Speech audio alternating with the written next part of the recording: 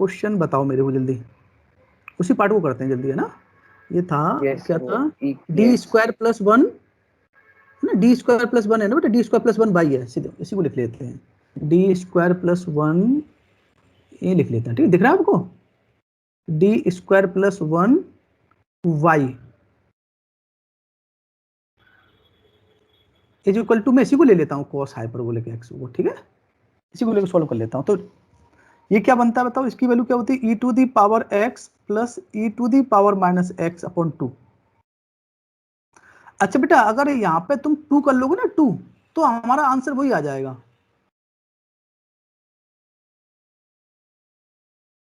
समझ आ रहा है कि नहीं। ये बेटा आपका 1/2 सही है, वो थोड़ी सी बस मिस्टेक हुई है इसमें, ठीक है। ये हो गया e to the power x plus e to the power minus x. अब देखो पी आई, देखो आप पी आई 1/2 तो बेटा एज इट इज है ना, 1 क्या होता है formula, D square plus one e to the power x plus e to the power minus x, दिख रहा है ना आपको, जी ठीक है सर। ना। अच्छा 1/2 बेटा एज इट इज, अब इसको लिखो आप 1 D square plus one e to the power x plus 1 D square plus one e to the power minus x, ठीक है। तो 1/4, अब इसमें वैल्यू पुट करो, कॉफिशिएंट क्या है यहाँ पर 1 है, जब कॉफिशिएंट पुट करोगे तो क्या बन जाएगा ये 1/2। ये बेटा अभी अभी तो इसको 2 रहने दो अभी, है ना, अभी 4 बाद में लिखेंगे, अभी है ना, कॉमन लेंगे तब 4 लिखेंगे इसको, यस सर।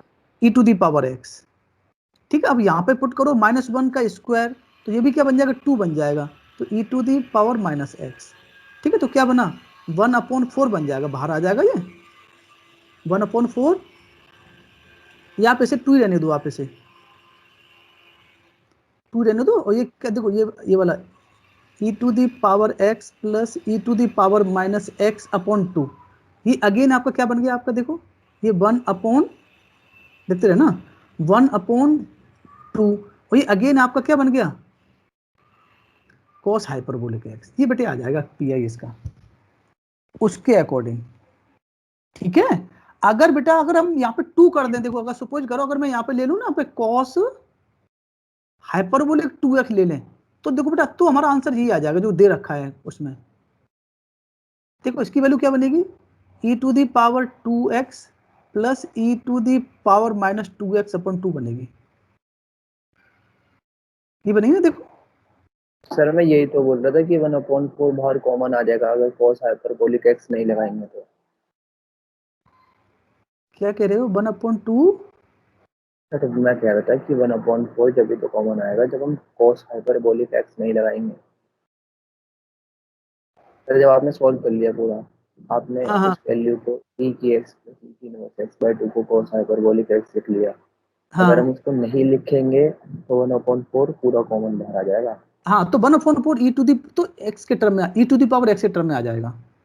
हाँ यस आपका सर। भी सही है, उस वो भी सही है और ये भी सही है। मैं तो ये कह रहा था जैसे जो है ना आंसर, जो आंसर में थोड़ा सा डिफरेंस आ रहा है ना, वो सपोज ये वाला क्वेश्चन है यहाँ पे, है ना, यहाँ पे क्या आ रहा है 1/5 आ रहा है, अगर यहाँ पे हम ये ना हाइपर यहाँ पे 2 ले लें, यहाँ पे 2 ले लें, यहाँ इस जगह पर cos yes sir. Hyperbolic 2x, तो हमारा यही आंसर आ जाएगा। ये छोटी सी मिस्टेक समझ लो आप, लिखने में गलती हुई है ना, कोई दिक्कत नहीं है, ठीक है ना। Yes sir. यस। या फिर यहाँ 1/2 कर लो आप तो सेम रहेगा, ठीक है बेटा, अगर यहाँ पे 2 कर लोगे तो आपका यही आंसर आ जाएगा। और बताओ, और तो सारे हाँ क्वेश्चन हो गए ठीक होंगे है। ना, और यस तो सर सर बिल्कुल। एक क्वेश्चन हुआ। हाँ हाँ बताइए बताइए। सर वो आपने नोट्स भेजे हैं ना वो वाले, उसमें पहले वाला मेथड का थर्ड क्वेश्चन जो अनसोल्व है वो उसका आंसर नहीं आ रहा सही, पहले वाले क्वेश्चन का जो आपने नोट्स भेजे हैं उसमें। ये वो वाला जो सर नहीं ये सर नहीं जो है तो मैंने पूछा था सर वो। सर वो तो नोट्स कह रहे हैं, नोट। अच्छा नोट्स में कौन सा पेज नंबर बताओ बेटा, नोट्स में पेज नंबर कौन सा है, कौन से पेज नंबर पे क्वेश्चन नोट्स में। सर रिडक्शन का ना तीसरा क्वेश्चन है अच्छा जो मैंने रिडक्शन वाला पूछा थर्ड उसमें। क्वेश्चन, अच्छा अच्छा चलो अभी देखते हैं। रिडक्शन वाला थर्ड क्वेश्चन,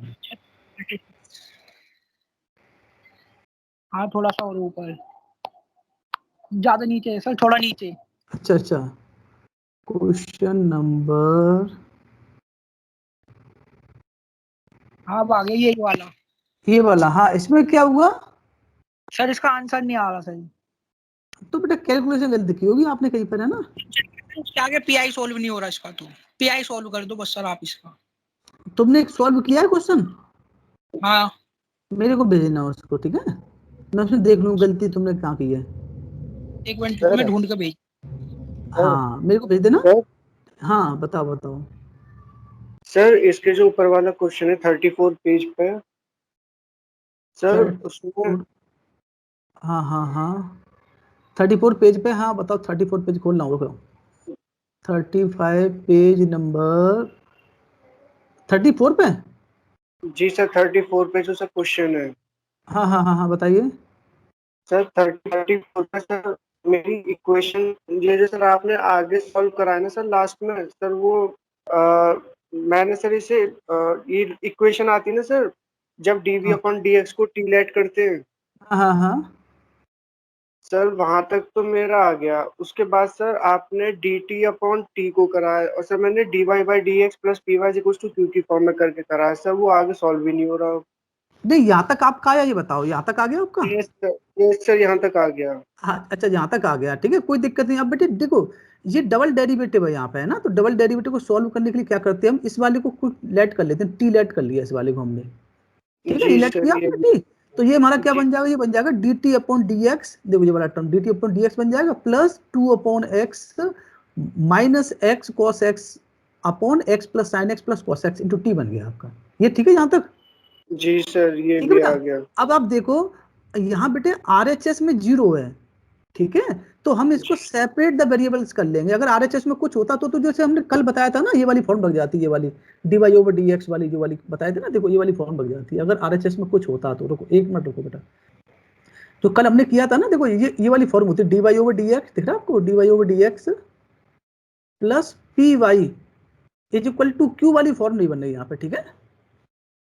तो हम यहाँ पे सिंपल क्या बनना है, सेपरेट कर लेंगे वेरिएबल्स को। हम कह रहे हैं टी के टर्म एक साइड ले लेंगे और एक्स के टर्म एक साइड ले लेंगे, या तो देखो, तो हमने क्या किया, देखो टी से डिवाइड कर लिया और डी एक्स से मल्टीप्लाई कर लिया, ये बन गया आपका।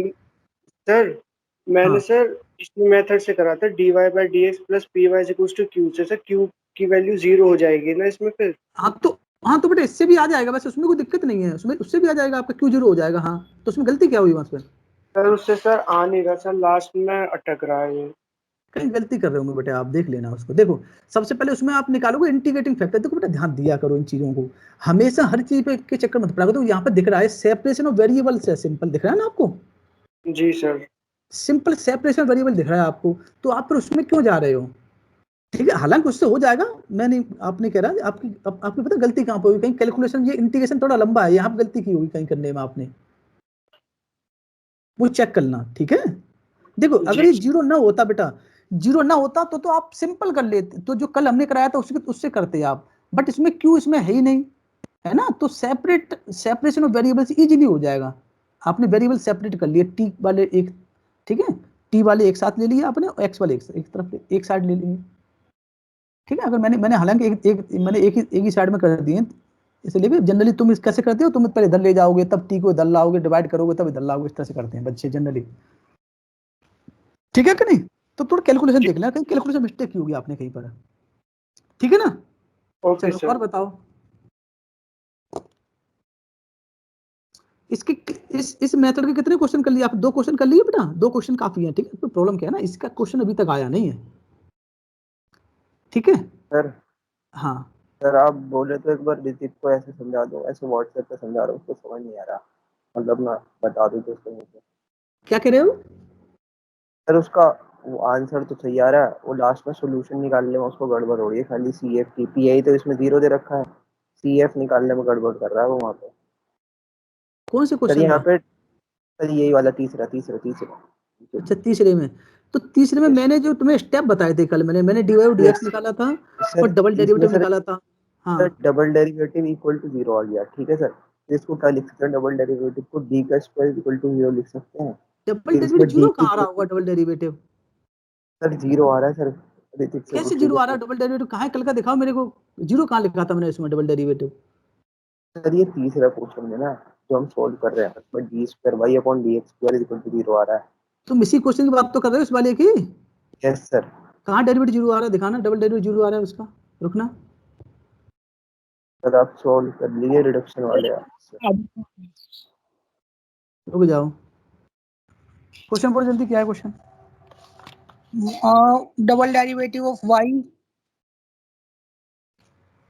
हाँ, double derivative minus minus 4x हाँ y dash y dash plus 4x square minus 2 4x² minus 2 y y equal is to equal 0। To 0।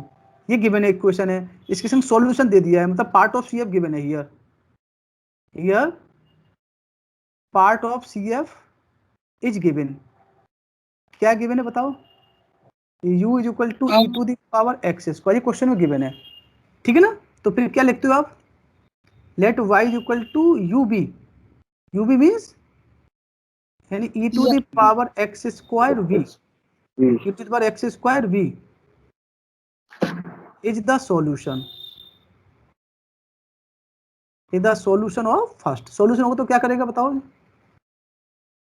Satisfy करेगा। सर इसको डिफरेंट करेगा इक्वेशन को। हाँ, तो y डैश निकालिए, y डैश क्या आएगा देखो, e to the power x square first function and dv over dx plus v e to the power x square into 2x, ठीक है? तो e to the power x square common आ गया इन दोनों से, तो क्या बचा आपका देखो, dv over dx plus 2xb, ये आ गया आपका, ठीक है? अब डबल डेरिवेटिव भी निकालो आप, y डबल डैश, तो कैसे करोगे इसको? First is function of bracket d square b over d x square plus 2x, इसमें अगेन लगाओ, उसमें product rule, dv over dx plus 2v हो गया, और dv over dx plus 2vx as it is e to the power x square into 2x, ठीक है? e to the power x square common ले लो आप, तो क्या बना देखो,